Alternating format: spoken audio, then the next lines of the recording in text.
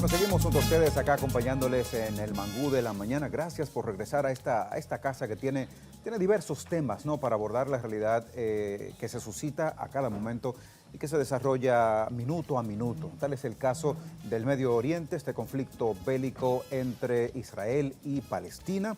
Y bueno, para lo propio, para abordarlo así, digamos que de manera que ustedes lo puedan entender un poco o asimilar, ¿no? A veces no es asunto de entender, sino de asimilarlo y pues respetar algunas decisiones. Vamos a dar la bienvenida a Pascal Peña, doctor, abogado, internacionalista y que pues maneja estos temas, estos tópicos pues bastante bien, ¿no? Con él, pues bueno, Pascal, primero bienvenido al Mangú de la Mañana y vamos a hablar de esa situación. Yo automáticamente cuando vi la realidad el sábado pasado, conectaba automáticamente con eso de preservar el sábado y justo en ese día de manera particular, pues este bombardeo, ¿eh? Eso Es así. Interesante, un estudio. Sí, de hecho, no es la primera vez que sucede. Para contextualizar un poco Sí. a quienes nos ven, pues en efecto el 7 de octubre hubo un ataque muy cruento, de hecho un ataque que no se acercaba, según Israel, no se acercaba a un ataque anterior del año 1973 y antes de eso, pues veía yo hoy en las noticias que por día habían muerto ciento y tantas de personas diarias. Al día de hoy ya hay 900 personas israelíes, 900 palestinos o de Hamas, y evidentemente ha generado una destrucción muy grande en todo el territorio de Gaza principalmente. Sin embargo, los problemas de ambas potencias se suscitan incluso desde antes. Bueno, hay que recordar que la independencia de Israel fue en 1948, ¿verdad? 1948, pero antes ya venían esos conflictos entre ambos. ¿Qué ha generado todo este debate? Que hoy, pues, acá en Occidente, donde estamos nosotros, pues, nos enteramos y al mismo tiempo nos acongojamos un poco, porque no es un asunto de parcializar las emociones, sino que hay que asumirla con la veracidad y la objetividad que amerita, ¿no? Sí, y hay argumentos de lado y lado, como bien comentas, sí, el Estado de Israel nace ya con precisamente una decisión del Consejo de la Asamblea General de Naciones Unidas, sí, en el año 48, pero previo a eso, históricamente, Israel, como ustedes saben, como el público que nos ve sabe, Israel no había nacido o no existía como Estado. Antes de la Primera Guerra Mundial, el Imperio Otomano, que tenía Turquía, Palestina, todo eso, había tenido el control casi por 6 o 7 siglos.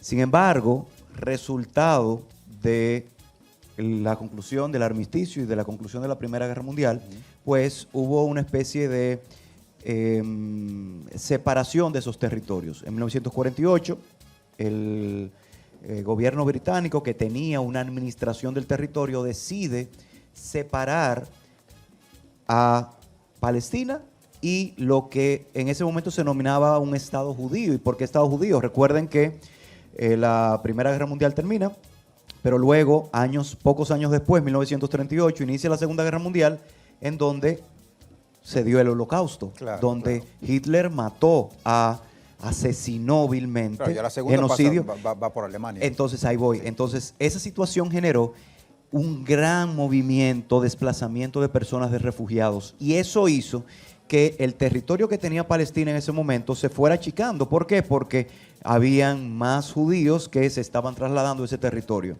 Entonces, cuando termina en 1947, específicamente la administración británica en el 48, la resolución de Naciones Unidas, en principio se quedaba un 55% del territorio Israel y el 45% Palestina.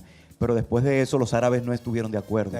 Sí, ahí vino entonces, y ahí, señores, inicia la hecatombe, porque claro, inicia la primera guerra o el primer conflicto formal del tema. Luego vemos la famosa Guerra de los 6 días, donde hubo entonces Israel atacó con toda la fuerza, desplazó todavía aún más de palestinos del territorio, y es el territorio que conocemos hoy. Fíjense que literalmente está el Estado de Israel, está la Franja de Gaza, que es un pedacito frente al mar, con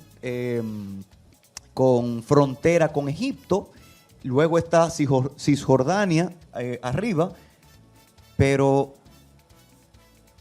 en la Franja de Gaza está Hamas, Exacto. que es lo que está generando esta situación. Claro, Hamas, porque es, bueno, Estados Unidos le ha denominado un grupo terrorista porque ha atacado con armas a la población civil. Sí. Pero entonces en el lado de Cisjordania... Va mucho más allá de un movimiento islámico, va mucho más allá. Exactamente. Y de hecho, movimiento islámico, pero absolutista. Absolutista. Entonces está en Cisjordania con la autoridad palestina, que es más secular, si bien evidentemente tal vez apuestan al secularismo, como te decía, hay musulmanes, pero no con una postura no deja de ser, sin dudas, un conflicto geopolítico.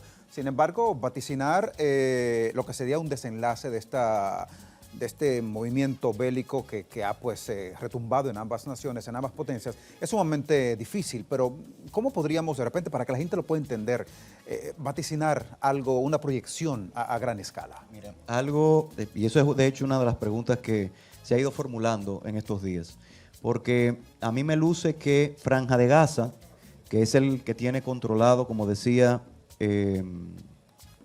Hamas,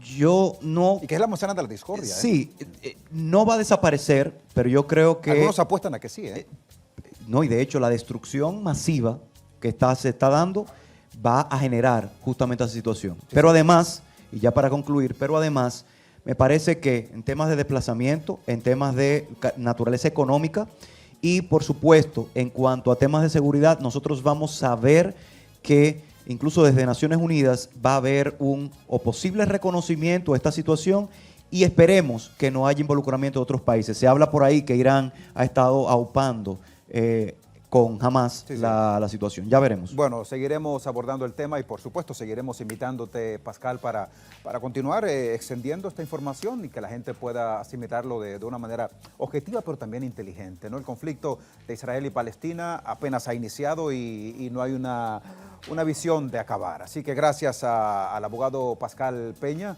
pues junto a nosotros, y que es consulta obligatoria cuando se abordan estos tópicos interesantes a nivel internacional, a nivel mundial. Vamos a seguir en la casa, pues bueno, ya saben, tenemos visita de primera mano, un hombre de verdad. Adelante.